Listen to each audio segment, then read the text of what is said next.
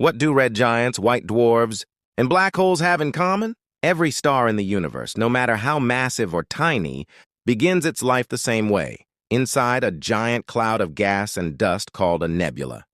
Gravity squeezes this material together until nuclear fusion ignites, and a star is born. But what happens next depends entirely on one thing: the star's mass.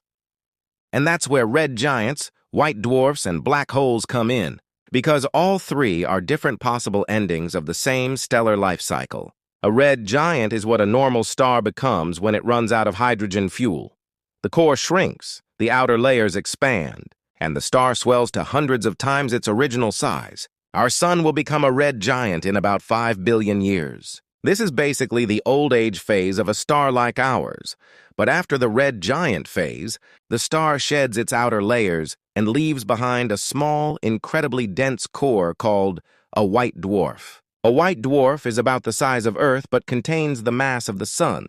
It's so dense that a teaspoon of white dwarf material would weigh tons. This is the final stage for stars that aren't massive enough to explode. They simply cool down over billions of years. Black holes, on the other hand, are the extreme ending for stars that start out much bigger than the sun. When a massive star runs out of fuel, it collapses under its own gravity and triggers supernova explosion. If the remaining core is heavy enough, gravity crushes it into a point of infinite density, a black hole. Its gravity is so strong that not even light can escape. So, what do red giants, white dwarfs, and black holes all have in common? They are all different evolutionary stages of stars. They all form because a star runs out of fuel. They all represent what gravity does to a star over time. And they all show how the universe recycles matter. Red giants create heavy elements. White dwarfs preserve the leftover core. And black holes reshape space and time itself.